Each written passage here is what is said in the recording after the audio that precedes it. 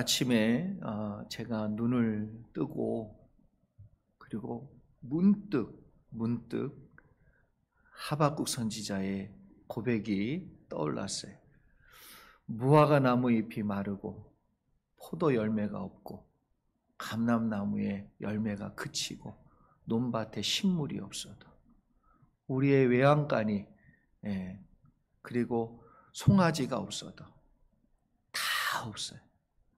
아무것도 없는데 뭐라 그러냐면 난 여호와로 인하여 기뻐하리라. 구원의 하나님으로 인하여 기뻐하리라. 무슨 말이냐면요, 내가 기뻐하기로 내가 작정했다는 거예요. 내가 구원의 하나님만을 보기로 내 결단했다는 거예요. 다른 거 안 보고 내가 그렇게 하기로 마음에 결심했다는 거예요. 제가 오늘 말씀을 준비하면서 그런 생각이 들었습니다. 오늘 말씀을 듣는 여러분 가운데 내가 이제 믿음으로 살기로 결단하는 자들에게 하나님의 이 말씀이 은혜가 되고 복이 되는 역사가 임하기를 주의 이름으로 축복합니다. 지난주 우리는 예수님께서 우리에게 주신 구원의 은혜가 얼마나 큰 것인지 그것에 관해서 알아보았고요. 왜냐하면 그 구원의 은혜와 하나님의 백성이 되는 축복은 원래 유대인들만이 누리는 전유물이었어요. 유대인이 아니면 절대로 누릴 수 없는, 하나님이 택한 백성이 아니면 누릴 수 없는 내용이었지요.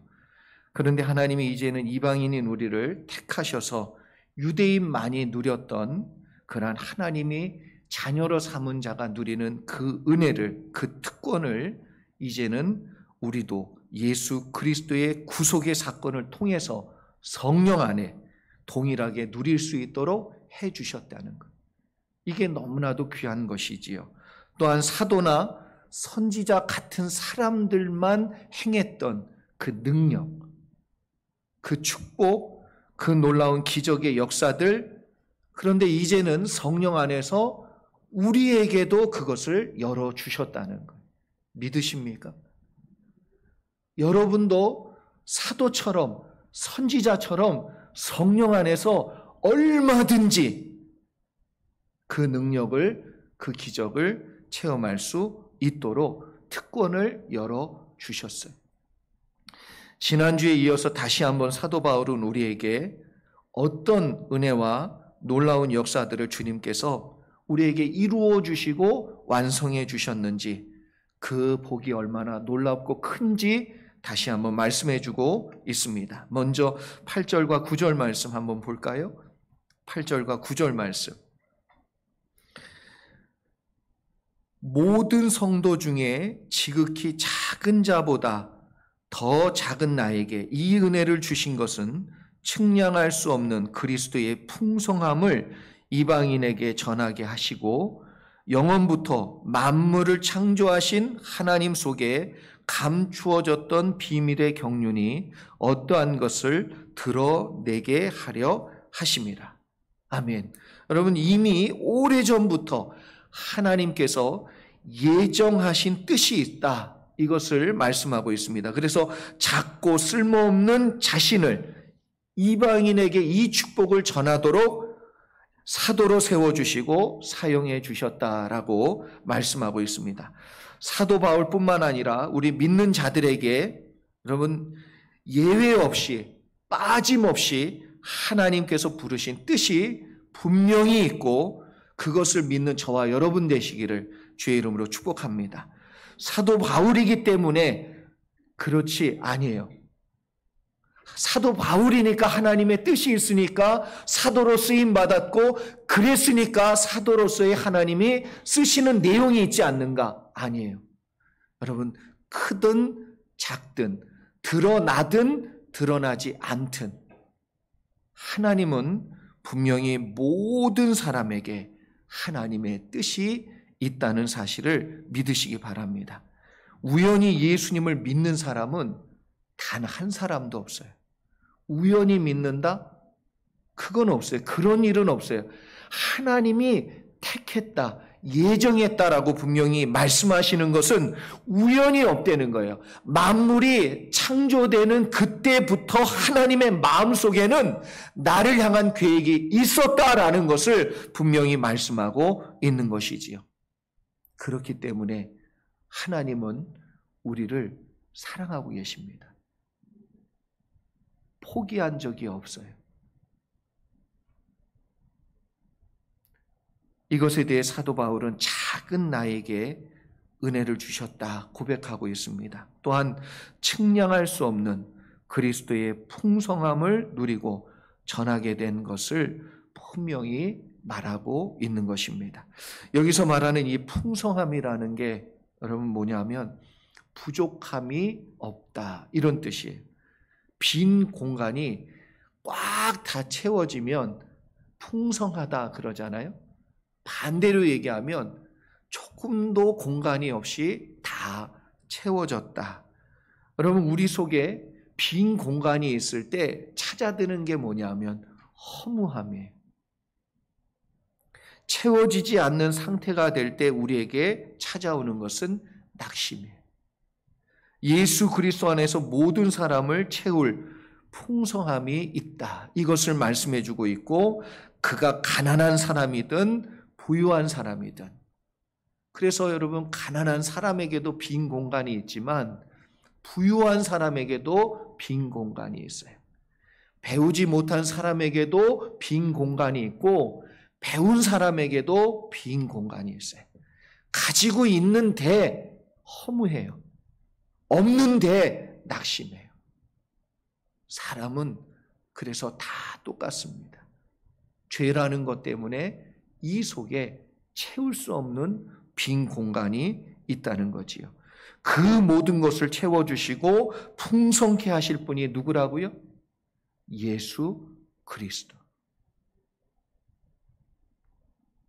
그래서 바울은 이방인에게 이 빈 공간을 채우시고 풍성케 하시는 구원의 복음을 전하는 사도로 주님이 나를 불러주셨다. 여러분 가운데 어떠한 부족함과 정말 큰 구멍이 나서 허무에 빠지는, 낙심에 빠지는, 두려움에 빠지는 마음이 있을지라도 하나님이 그걸 채우실 줄 믿으시는 이 시간 되기를 주의 이름으로 축복합니다. 9절에 보니까 그래서 하나님께서 세상 가운데 감추었던 비밀과 뜻이 있다라고 소개하고 말씀합니다. 우리는 그 사람의 본심을 알지 못하면요 오해합니다. 오해. 왜? 겉의 것만 보고 그의 말만 듣고. 여러분 말을 부드럽게 하시는 분도 있지만 싸납게 하시는 분도 있어요. 못 보셨어요? 화를 낸, 나 지금 화났어요. 이렇게 화도 부드럽게 내는 분이 있는데 부드러운 말도 싸납게 하는 분이 있어요.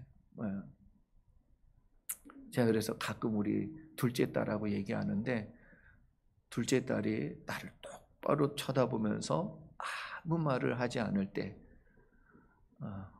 그때 제가 가끔 얘기해요. 아나, 아빠 화난 거 아니다. 뭐 말만 하면 화난 줄 알아.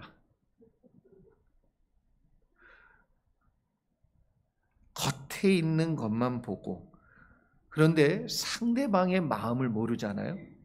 그러면 우리는 오해합니다. 내가 보는 대로 판단하니까 내가 생각되어지고 느껴지는 대로 판단하니까 오해를 한다는 것이지요. 하나님께서 지금 감추었다. 그러니까 이방인들과 그리고 믿는 우리에게도 때로는 하나님이요 다 드러내 보여주시면 얼마나 좋겠어요. 하나님은 시간이 지나서 어느 자리까지 우리를 인도해 주셔야 보여지는데 그래서 푸른 초장 쉴 만한 물가로 가는 과정 중에 사망의 음침한 골짜기를 지날 때 그때 우리는 하나님이 날 죽이시려고 그러나 감추었으니까 지금은 안 보이니까 오해한다는 거예요. 하나님께서 지금까지 감추었을 뿐이지 이방인을 향한 계획과 마음이 전혀 없었던 것이 아니라는 것이죠. 그러나 겉으로 드러나지 않았을 때에는 오해를 한 거예요. 하나님 우리를 사랑하시는가? 하나님은 주님 안에서 택하신 모든 사람에게 계획과 뜻이 있다는 것을 여러분 분명히 믿으시기를 주의 이름으로 축복합니다. 하나님께서 우리를 택하셨어요? 그러면 자녀로 택하신 그날부터 하나님은 우리에게 계획이 있으시다니까요. 아무런 뜻이 없는데 하나님 우리를 예수 그리스도까지 죽여가면서 우리를 구원했겠냐 말이에요. 이건 정말 이건 ABC예요. ABC. 그냥 아주 기본적으로 생각해 봐도 나를 택하셔서 구속하셨고 하나님 자녀로 삼으셨는데 계획이 없다? 여러분 그걸 믿으시겠어요? 아니면 지금은 보이지 않지만 하나님은 나를 택하셨어. 나를 위해 예수님을 내어주셨어. 이걸 믿고 지금 눈에 보이진 않지만 하나님 분명히 나를 사랑하시고 나에게 놀라운 계획을 가지고 계시다. 믿으시겠습니까? 무엇을 붙드시겠어요? 믿기로 작정하시라니까요.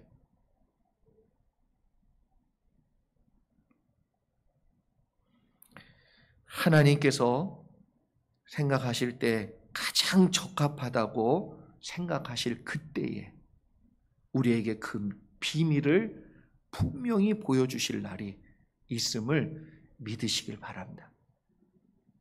하나님 계획을 이루어 가고 있는 중이세요. 하나님이 그 뜻을 이루시고 있는 중이세요. 언제부터? 창세전에 이미 나를 택하신 그날로부터. 하나님은 알파와 오메가세요. 내가 태어나는 날부터 내가 죽는 날까지 하나님의 머릿속에는 내 인생의 플랜이 다 들어 계셔. 그걸 믿으시는 저와 여러분 되기를 바라고 소망합니다. 계속해서 10절과 11절 말씀 함께 읽어보겠습니다. 10절 같이 한번 읽지요. 시작. 이는 이제 교회로 말미암아 하늘에 있는 통치자들과 권세자들에게 하나님의 각종 지혜를 알게 하려 하심이니 곧 영원부터 우리 주 그리스도 예수 안에서 예정하신 뜻대로 하신 것이라. 아멘. 이 10절이 원어상으로 보면 무엇부터 나오냐 하면 희나라는 히브리 단어부터 시작됩니다. 이 말이 뭐냐면 뭐뭐하기 위하여 이런 말로 이어지는 거예요. 그러니까 8절과 9절 말씀과 연결되면서 하나님께서 그 경륜을 나타내기 위하여 이런 뜻을 가지고 있는 거죠. 하나님께서 그 경륜을 나타내기 위해 그 비밀을 나타내기 위하여 그 목적을 밝히는 본문입니다. 다시 말해 이방인에게 구원의 비밀을 알리시는 사명을 누구에게? 사도 바울에게 주셨듯이 이제는 그 사명을 누구에게? 교회에게 주어서 어디까지? 그래서 하늘에 있는 통치자와 권세자들까지 하나님의 지혜를 알도록 이 모든 것을 하나님이 나에게도 맡기셨고 교회 가운데도 맡겨주셨다. 그래서 여기서 말하는 이 하늘의 통치자나 권세자를 학자들은 뭐라고 표현했냐면 천사들이다 이렇게 얘기했는데 뭐 어찌되었든 이방인을 비롯해서 만물에 있는 모든 생명들 가운데 일단 사탄은 타락한 천사이기 때문에 말씀 안 듣잖아요. 다시 얘기해서 이방인을 비롯해서 그래서 유대인 빼고 이방인이면 이 땅에 하나님이 택할 수 있는 인간 모두에게 그리고 생명이 있는 모든 존재에게 다 하나님의 이 놀라운 경륜과 비밀과 지혜를 다 알게 하기 위해서 사도 바울을 쓰셨고 이제는 누구까지? 교회를 통하여 그 일을 하나님이 이루시려고 한다. 여러분, 한때 너무나도 유행했던 복음성가 중에 하나가 아주 먼 옛날, 이 찬양 아시죠? 참 은혜를 많이 받았던 찬양입니다. 이게 오늘 말씀하고 너무 잘 맞는 찬양이에요. 꼭 맞는 찬양이어서 제가 가사를 읽어드리면 이렇습니다. 아주 먼 옛날 하늘에서는 당신을 향한 계획이 있었죠.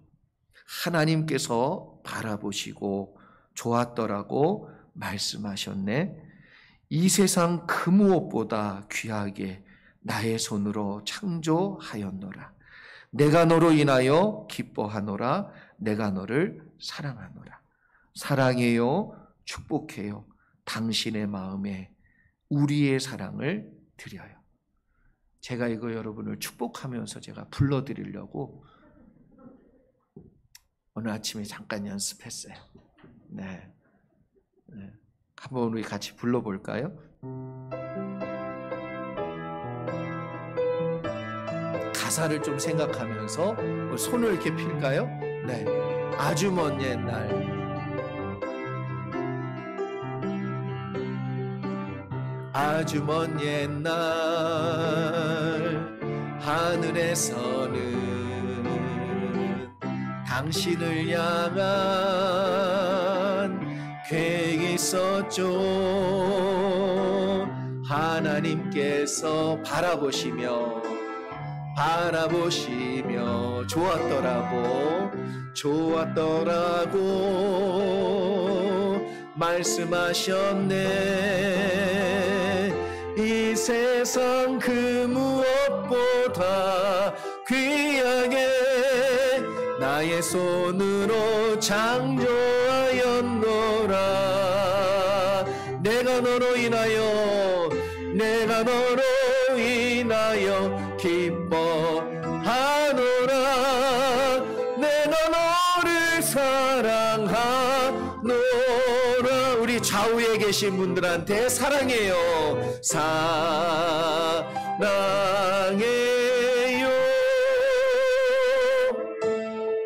축복해요.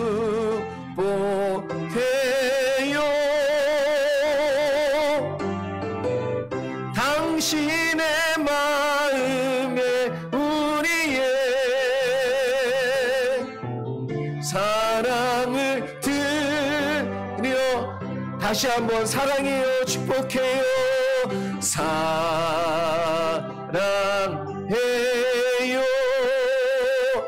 축복해요. 축복해요.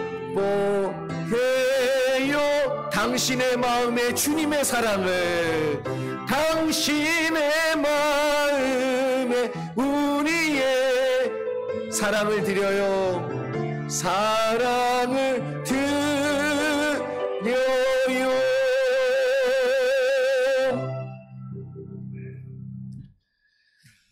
여러분 모두 마음속에 주님의 사랑이 정말 풍성하기를 여러분 믿으시길 바랍니다. 아주 먼 옛날부터 하나님은 우리를 향한 계획이 있어요. 그걸 우리는 하나님의 꿈이라고 얘기합니다. 그걸 비전이라고 얘기해요. 내가 뭐 이렇게 품고 붙드는 그게 아니고 하나님이 나를 향한 하나님이 갖고 계신 마음, 그게 비전이에요. 여러분 모두가 하나님께서 창조 때부터 예정하셔서 예수 그리스도 안에서 하나님의 때에 구원하시고 새로운 생명과 은혜를 누리는 인생으로 열어주셨어요. 포기하지 마세요. 낙심하지 마세요. 절망하지 않기를 바랍니다. 누구도 예외 없이 어떤 상황에 있을지라도 인생이 시작이 힘들고 어렵고 과정이 힘들고 어렵고 지금 현실이 너무나도 어렵고 힘들어도 하나님은 우리를 향한 계획이 분명히 있음을 믿으시기를 바랍니다. 어떤 사람이 자신의 블로그에 닉 부이치치 아시죠? 팔다리가 없으셔서 거의 없지요. 그래서 참 몸이 불편하신 그 닉 부이치치라는 이분이 한국을 방문했을 때 이제 여러 인터뷰, 방송 출연 이런 걸 다 스크랩으로 이렇게 모았더라고요. 그러면서 그분이 그 아래에다가 그분이 하신 말씀 중에 참 인상 깊은 명언들 그거를 쭉 기록해 놔서 하나로 이렇게 쫙 모아놨더라고요. 근데 그것만 읽어도 얼마나 도전이 되고 은혜가 되는지 몰라요. 그 중에 몇 가지를 제가 소개해 드리면 이렇게 얘기합니다. 최선을 다해 보세요. 그리고 절대로 남들과 비교하지 마세요. 팔다리가 없는 그분이 몸으로만 움직이는데 최선을 다해 보세요. 이분은 수영도 잘합니다. 모르셨죠? 수영 잘하는 거. 수영도 하세요. 수영도. 우리는 넘어졌다 일어나는 거 쉽지요? 근데 그분은 넘어졌다 일어나는 거 혼자 할 줄 알아요. 팔 다리가 없는데도. 그러면서 그럽니다. 최선을 다하세요. 그리고 절대로 남과 비교하지 마세요.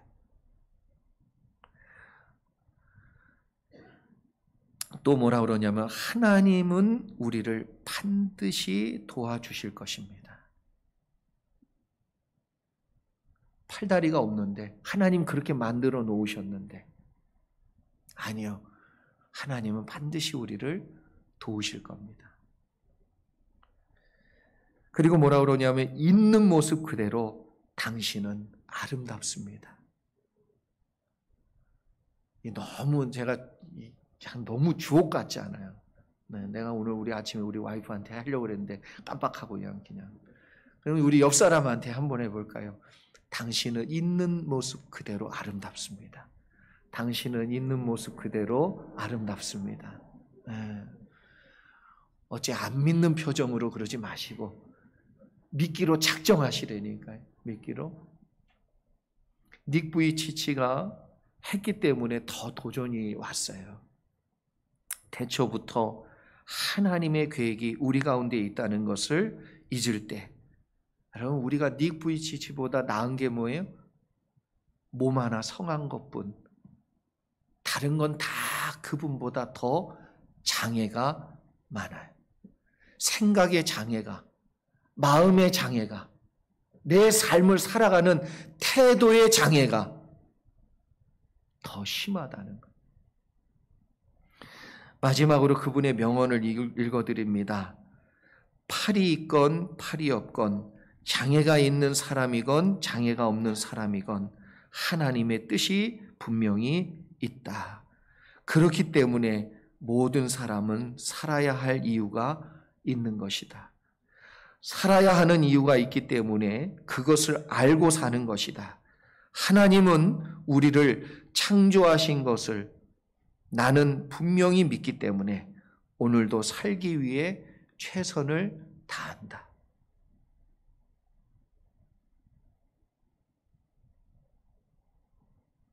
그러니까 참 너무 인생을 너무 잘 사는 것 같아요.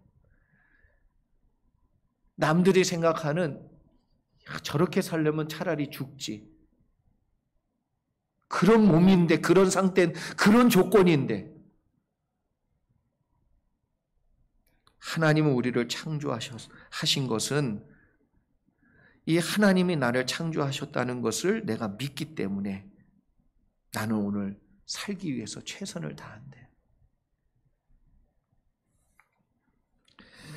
여러분 영원부터 그리스도 예수 안에서 예정하신 뜻을 알고 있는 사람은 세상이 말하는 가장 불행한 조건을 가지고 있을지라도 살아갈 이유를 알기 때문에 최선을 다해서 삽니다. 그러나 너무나 많은 것을 이미 가지고 있고 누리고 있음에도 불구하고 예수 안에서 예정하신 하나님의 뜻을 알지 못하면 가장 불행한 인생을 살아갈 뿐입니다. 지금 완전히 망친 인생과 같은 절망 가운데 있을지라도 모든 것이 후회스럽고 망친 것처럼 되어 버렸을지라도 하나님은 당신을 향한 계획이 있음을 믿으시기 바랍니다. 그리고 다시 최선을 다해 살아보시기를 축복합니다. 마지막으로 12절, 13절 말씀 함께 볼까요? 12절, 13절 말씀 같이 한번 읽어보겠습니다. 시작. 우리가 그 안에서 그를 믿음으로 말미암아 담대함과 확신을 가지고 하나님께 나아감을 얻느니라. 그러므로 너희에게 구하노니 너희를 위한 나의 여러 환난에 대하여 낙심하지 말라. 이는 너희의 영광이니라. 아멘. 사도 바울은 믿는 자들을 향한 하나님의 놀라운 계획과 구원의 섭리를 믿고 에베소에 있는 성도들이 믿음으로 일어서기를 간절히 소망했어요. 그래서 12절에 믿음으로 말미암아, 아니 에베소서 편지 가운데 여러 번 믿음으로 말미암아 이걸 강조하고 있습니다. 하나님께서 나를 향한 계획이 있으시고 나를 책임지시고 구원하신다는 믿음이 세워지면 여러분 그 다음엔 하나님이 역사에 가시기 시작하세요. 믿음이 무너지면 아무런 역사가 일어나지 않는데 하나님 분명히 계획이 있으시고 이루어 가실 거라는, 그리고 하나님이 나를 사랑하시고 나를 포기하지 아니하시고 나를 인도하실 거라는 믿음을 가지면 그 다음 하나님이 역사를 만들어 가세요. 이것을 알기 위해 여러분 12절 말씀을 제가 세번역 성경으로 보니까 단계별로 말씀하고 있는 걸 봅니다. 제가 한번 읽어드릴까요? 우리는 그리스도를 믿음으로써, 우리는 그리스도를 진짜 주님이 우리를 구원하셨고 예정하셨고 이루어 가실 걸 내가 믿음으로써, 그 다음에 뭐라 그러냐면 그분 안에서 확신을 가지고, 예수님을 믿었어요? 그분이 역사하실 것을 진짜 믿습니까? 그러면 내 인생에 확신이 있단 말이에요. 왜? 하나님 책임지실 걸.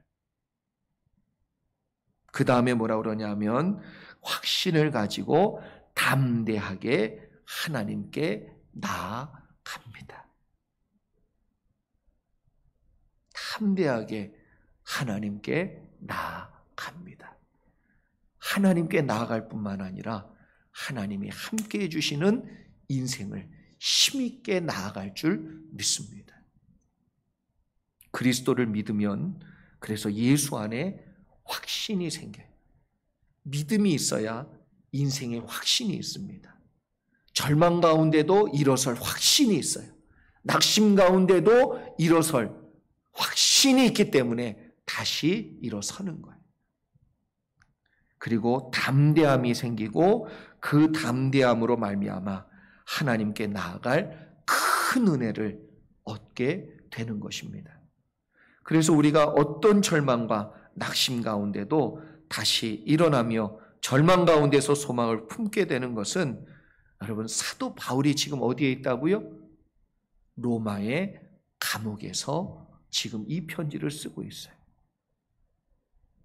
믿음으로 말미암아 확신이 있고 하나님께 나아갈 담대함까지 얻는 거예요.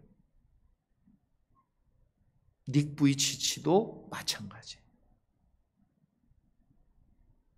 하나님이 나를 태초에 사랑하셔서 예정하시고 부르셔서 그 믿음이 있으니까 인생에 확신이 있어요. 담대하게 인생을 살고 살아나가는 겁니다.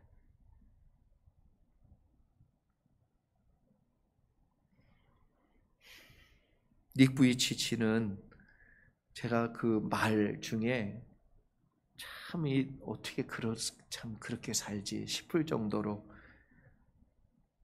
읽다가 울컥했어요.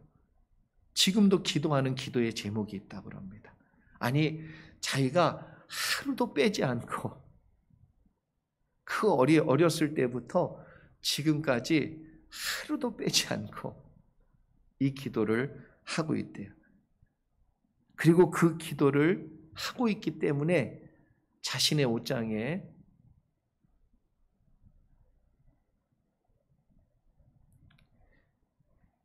신발이 있대요.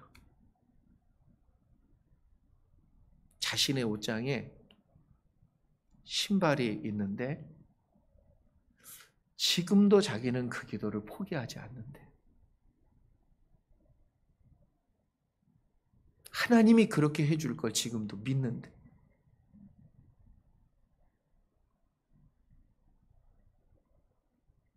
다리가 없는데 옷장에 신발이 있어요. 그리고 그 기도를 지금도 한대요. 누가 뭐래도.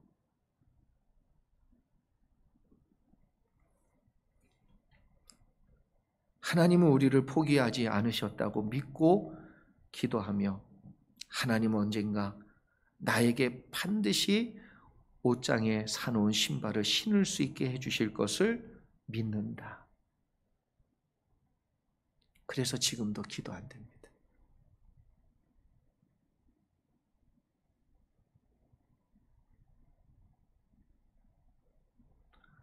눈에 안 보이면 우리는 절망하고 실망하잖아요. 근데 이분은 날마다 눈에 보이는 건 분명히 안 될 일이라고 누구나 아는 거 아니에요? 그럼에도 불구하고 지금도 그 믿음을 놓지 않고 기도하며 그 옷장 속에 있는 신발을 언젠가는 신을 거다. 아, 이게 믿음이구나.